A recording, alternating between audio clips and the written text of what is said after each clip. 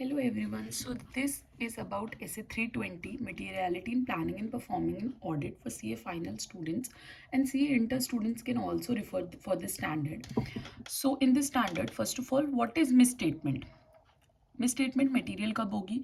अगर इंडिविजुअली या फिर एग्रीगेट मिला के वो इन्फ्लुएंस कर रही है इकोनॉमिक डिसीजन यूजर्स का। जो परफॉर्मेंस मटेरियलिटी होती है वो मटेरियलिटी से थोड़ी कम होती है। और बेंचमार्क क्या होता है? एक परसेंटेज अप्लाइड होता है, उसको हम बेंचमार्क मानते हैं starting point in determining materiality की मिनिमम इतना तो होना ही चाहिए। ठीक है। फिर factors affecting identification of benchmark. अब हम बेंचमार्क कैसे आइडेंटिफाई करेंगे, उसके लिए क्या फैक्टर्स हैं जो हमको इफेक्ट करेंगे? नेचर ऑफ एंटिटी क्या है, ओनरशिप स्ट्रक्चर क्या है, एलिमेंट ऑफ फाइनेंशियल स्टेटमेंट क्या है, items on which attention of users to be focused. ठीक है, यूजर्स का अटेंशन किन आइटम्स पे होना चाहिए, रिलेटिव वोलेटिलिटी ऑफ बेंचमार्क क्या है। फिर हम कुछ एग्जाम्पल्स लेते हैं बेंचमार्क में। इस एग्जाम्पल्स के बेसिस पे केस स्टडी क्वेश्चंस आ सकते हैं। जैसे हम जनरली बेंचमार्क को प्रॉफिट बिफोर टैक्स को बेंचमार्क लेंगे कंटिन्यूइंग ऑपरेशंस के लिए प्रॉफिट ओरिएंटेड एंटिटीज में। अगर प्रॉफिट बिफोर टैक्स वॉलेटाइल है कि भाई चेंज हो सकता है, तो हम ग्रॉस प्रॉफिट भी ले सकते हैं या फिर टोटल रेवेन्यू भी ले सकते हैं। और कोई पब्लिक यूटिलिटी प्रोग्राम्स हैं जहां पे प्रॉफिट नहीं है, तो हम क्या करेंगे, हम टोटल कॉस्ट लेंगे और नेट कॉस्ट लेंगे। और कोई एंटिटी है जिसके पास कस्टडी ऑफ एसेट्स है, तो हम एसेट को भी बेंचमार्क ले सकते हैं।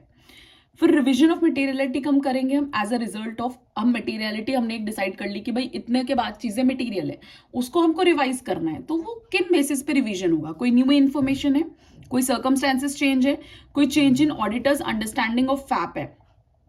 ऑडिटर कंक्लूड करेगा लोअर मटेरियलिटी, ऑडिटर डिटरमाइन करेगा, ऑडिटर कंक्लूड कर सकता है कि मटेरियलिटी इससे लोअर को भी हम मटेरियलिटी मान सकते हैं। ऑडिटर डिटरमाइन क्या करेगा, whether necessary to revise performance materiality, क्या मटेरियल परफॉर्मेंस मटेरियलिटी को रिवाइज करना जरूरी है।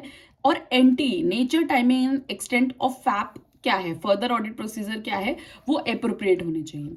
सो this is about essay 320, and if you are liking this and is this helpful, mainly इसका पर्पस यही है कि हम छोटे छोटे स्टैंडर्ड्स जो है जिनको हम जनरली अगर मॉड्यूल से पढ़े तो बहुत ज़्यादा टाइम लगेगा, उसको हम कस्टमाइज्ड वे में छोटे से नोट्स के भरोसे, इन नोट्स के बेसिस पे चीज़ें आपके इम्प्रिंट भी हो जाती है, एग्जाम में आपको याद भी आती है कि हाँ ऐसा ऐसा एरो लगा के ऐसा ऐसा था, तो हम उन बेसिस पे इनको जल्दी रिवाइज कर पाए, ताकि हम अपने जो पोटेंशियल एरियाज है, लाइक प्रोफेशनल एथिक्स है जो आएगा ही आएगा 20 मार्क्स का 25 मार्क्स का, उसको हम ज्यादा टाइम दे पाए।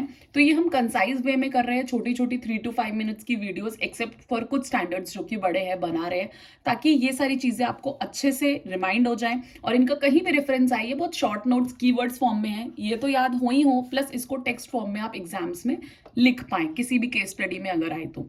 सो if you are finding this helpful, अगर आपको हेल्पफुल लग रहा है तो please share with your friends जिनके लिए हेल्पफुल रहेगा, and please do like, comment and subscribe. Thank you.